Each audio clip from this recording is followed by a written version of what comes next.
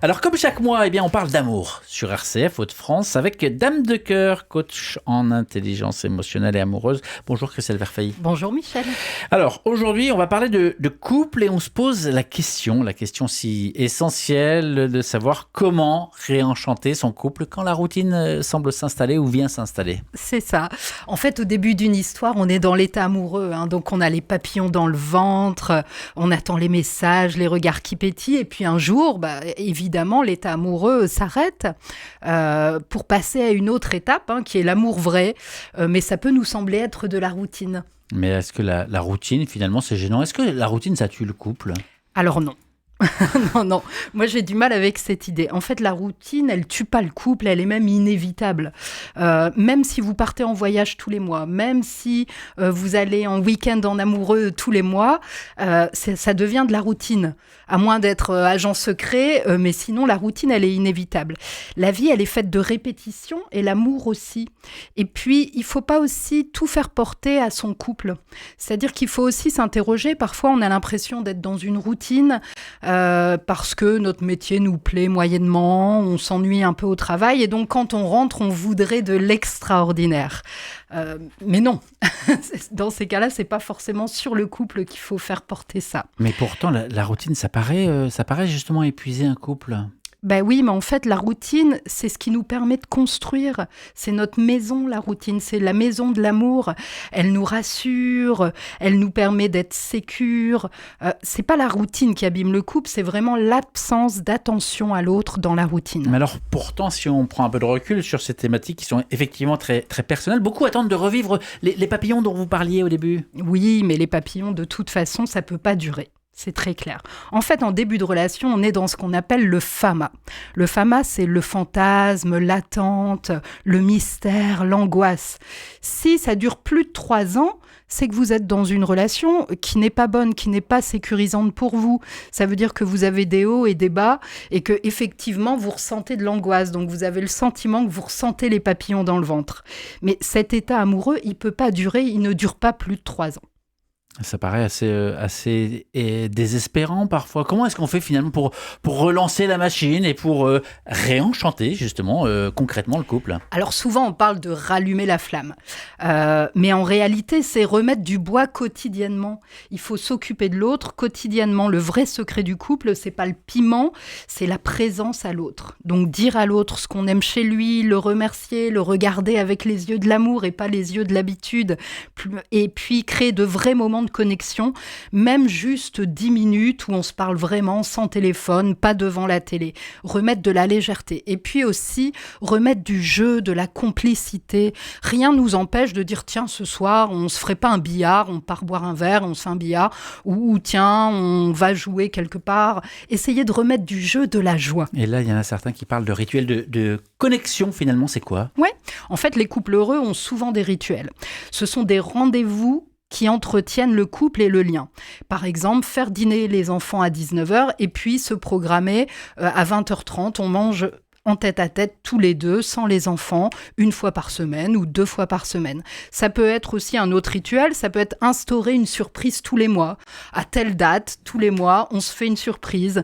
Ça peut être, par exemple, au mois de janvier, on se fait une surprise qui commence par A.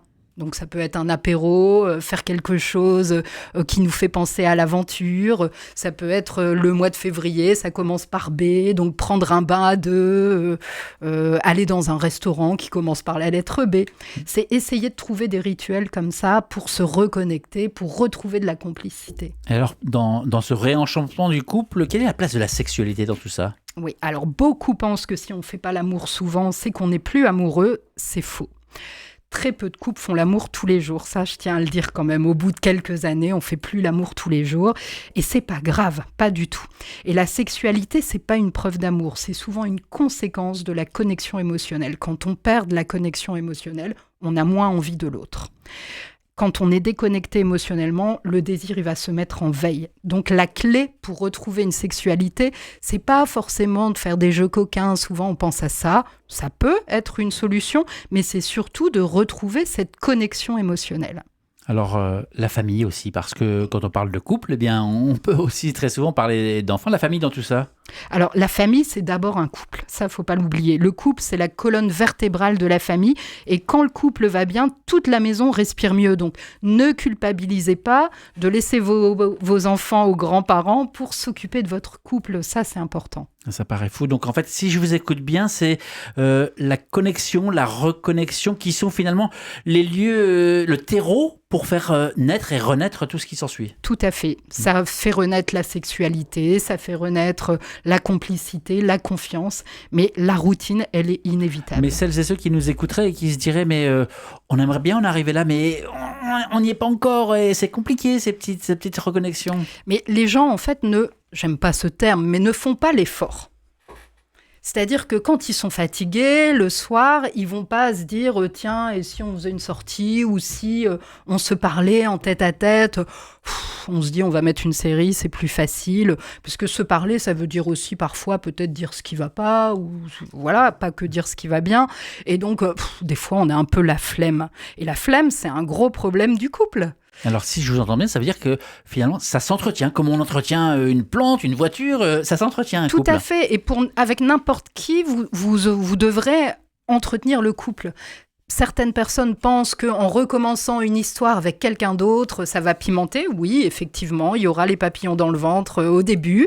Mais à un moment donné, si on n'entretient pas la flamme, de toute façon, ça va s'éteindre. Alors, Christelle, le cœur de votre présence ici aujourd'hui, c'est cette question: comment réenchanter son couple, si on devait résumer en une phrase? Ouais. Alors, réenchanter son couple, c'est pas attendre que l'extraordinaire arrive. Moi, j'en entends qui me disent « Bah oui, on fait un voyage au mois d'octobre. » Oui, c'est bien, mais entre le mois de mai et le mois d'octobre, quand même, il y a des mois qui passent. Donc, il faut vraiment trouver des moments pour réenchanter son quotidien. C'est remettre de la magie dans ce qui se répète. Et puis, c'est pas votre couple qui manque de magie, c'est parfois votre regard qui a pris l'habitude.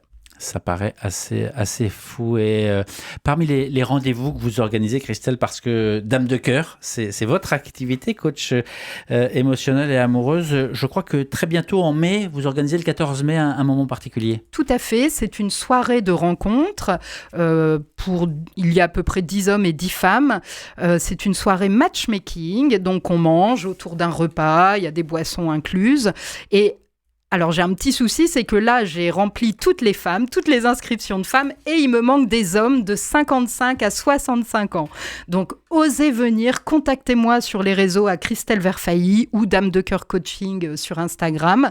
Vraiment, on passe un super moment. Je fais ça tous les mois, je fais des soirées tous les mois de rencontres, et ça se passe super bien. Et les hommes qui viennent ont tout le temps envie de revenir. Pourquoi les hommes ont du mal à se bouger? Alors souvent, je les ai au téléphone, ils me disent « je vais réfléchir, mais j'ai pas l'habitude de faire ce genre de choses ». Alors que les 2 premiers jours où je lance la communication sur mes soirées, les femmes, c'est toujours rempli. Et les hommes ont du mal à se bouger. Et les hommes, pas du tout. Ouais. Juste un mot aussi pour revenir sur ce réenchantement du couple. Est-ce que, par exemple, si certains nous écouteraient, se diraient mais moi, pour mes parents, pour mes grands-parents, j'aimerais aussi participer à leur reconnexion parce que je les vois depuis toujours et puis je me demande encore s'il y a une flamme ou pas. On a l'impression que parfois ils restent entre eux parce que c'était une génération qui restait plus entre eux. Est-ce que des enfants, est-ce que des neveux, est-ce que des petits-enfants peuvent participer aussi ? Alors, on peut faire de l'extraordinaire. Si les petits-enfants décident d'organiser une fête pour les grands-parents ou de leur réserver un resto, de leur offrir un resto pour Noël, etc., c'est ce que moi j'appelle de l'extraordinaire. C'est pas du quotidien. Mais les parents, ou les grands-parents, on a l'impression qu'ils sont ensemble par habitude. Mais en fait, cette habitude, elle est peut-être belle. C'est aussi confortable de se retrouver le soir dans les bras, de regarder un film, le dimanche peut-être d'aller au cinéma tous les dimanches. La routine, elle n'est pas négative, vraiment pas. Merci beaucoup Christelle Verfailly, Dame de Cœur, pour ce rendez-vous mensuel. Merci à vous. Merci.